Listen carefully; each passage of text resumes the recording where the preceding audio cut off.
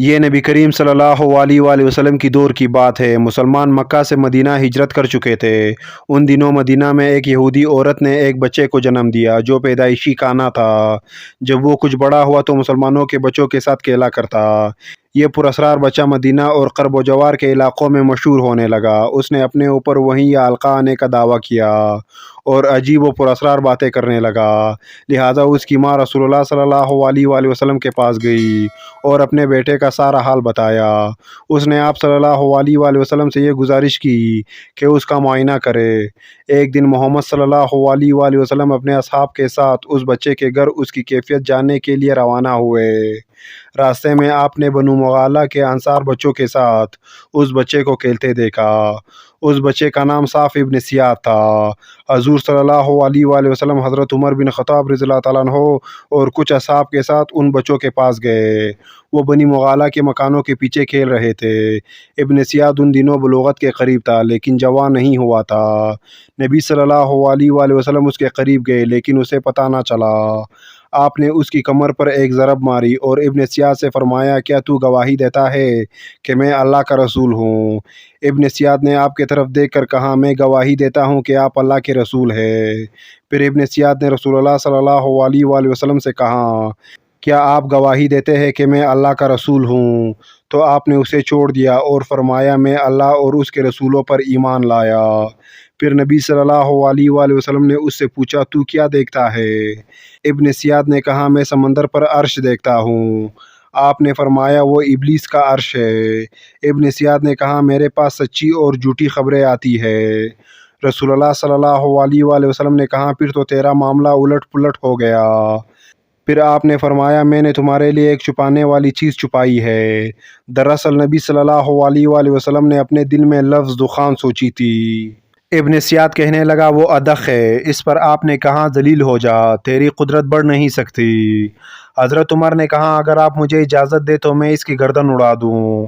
آپ نے فرمایا، اسے چھوڑ دو، اگر یہ سچا ہے تو اس پر قابو نہیں پا سکو گے، اور اگر ایسا نہیں ہے تو اسے قتل کرنے میں کوئی بھلائی نہیں۔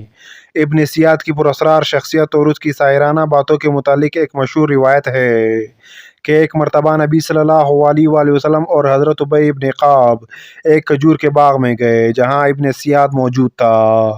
نبی صلی اللہ علیہ وآلہ وسلم کی یہ کوشش تھی کہ ابن سیاد انہیں دیکھے اس سے پہلے چھپ کر اس کی باتیں سنی جائے۔ لہٰذا آپ نے دیکھا کہ وہ اپنے چادر میں لپٹا ہوا تھا اور وہ کچھ پڑھ رہا تھا جس سے اس کے ہونٹ ہل رہے تھے۔ اچانک ابن سیاد کے ماں نے آپ کو کھجور کے درخت کے پیچھے دیکھ لیا اور کہنے لگی، اے صاف، یہ محمد ہے۔ لہٰذا ابن سیاد کود کر اٹھ بیٹھا۔ نبی صلی اللہ علیہ وآلہ وسلم نے فرمایا، اگر وہ اسے چھوڑ دیتی تو آج اس کا معاملہ مجھ پر واضح ہو جاتا۔ مدینہ کے لوگ کہا کرتے تھے کہ ابن سیاد پر کہانت کا اثر تھا، لہٰذا اس کے پاس شیاطین آتے تھے جو اسے عرش الہی کے خبریں دیا کرتے۔ دراصل نبی صلی اللہ علیہ وآلہ وسلم نے ابن سیاد کے معاملے میں سکوت اختیار کیا تھا، جبکہ آپ کی طرف یہ وحی نہیں کی گئی تھی کہ ابن سیاد کی کیا حقیقت ہے، جبکہ کچھ صحابہ کا یہ خیال تھا کہ ابن سیاد ہی دجال ہے۔ مثلاً حضرت جابر بن عبداللہ اللہ کی قسم اٹھا کر کہتے تھے کہ ابن سیاد ہی دجال ہے۔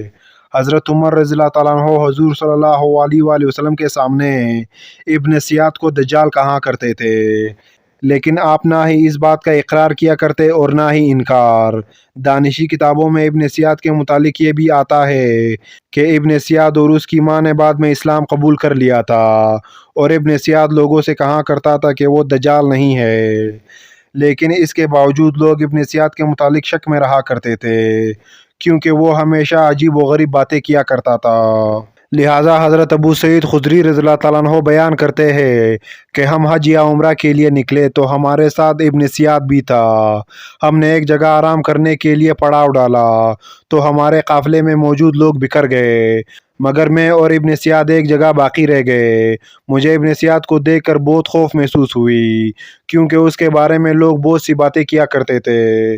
حضرت ابو سعید کہتے ہیں کہ اس نے اپنا سامان میرے سامان کے ساتھ لا کر رکھ دیا۔ میں نے کہا، گرمی بہت سخت ہے، بہتر ہوتا کہ تم اپنا سامان اس درخت کے نیچے رکھ دیتے۔ لہٰذا اس نے ایسا ہی کیا اور دوسرے درخت کے نیچے اپنا سامان رکھ آیا۔ پھر ہمارے سامنے ایک بکری لائی گئی، اس نے اس بکری کا دودھ نکالا اور پیالہ میں سامنے لا کر کہا ابو سعید پیو۔ میں نے کہا گرمی بہت سخت ہے اور دودھ بہت گرم ہے۔ دراصل میں اس کے ہاتھ سے لے کر پینا پسند نہ کرتا تھا۔ پھر وہ کہنے لگا اے ابو سعید، لوگ جو کچھ میرے بارے میں کہتے ہیں، اس وجہ سے میں نے یہ ارادہ کیا کہ ایک رسی لے کر درخت کے سامنے باندھوں اور اس سے لٹک کر پھانسی لے لوں۔ اے ابو سعید، کون ہے جس پر رسول اللہ صلی اللہ علیہ وآلہ وسلم کی حدیث پوشیدہ ہو؟ اے انصار کی جماعت، تم پر تو پوشیدہ نہیں۔ کیا رسول اللہ صلی اللہ علیہ وآلہ وسلم نے یہ نہیں فرمایا تھا کہ دجال کافر ہوگا جبکہ میں مسلمان ہوں؟ کیا آپ نے یہ نہیں فرمایا تھا کہ دجال بانجھ ہوگا اور اس کی کوئی اولاد نہ ہوگا، اور میں تو اپنا بیٹا مدینہ چھوڑ کر آیا ہوں؟ کیا رسول اللہ صلی اللہ علیہ وآلہ وسلم نے یہ نہیں فرمایا تھا کہ دجال مکہ اور مدینہ میں داخل نہیں ہو سکے گا، اور میں مدینہ سے آ رہا ہوں اور مکے کا ارادہ ہے؟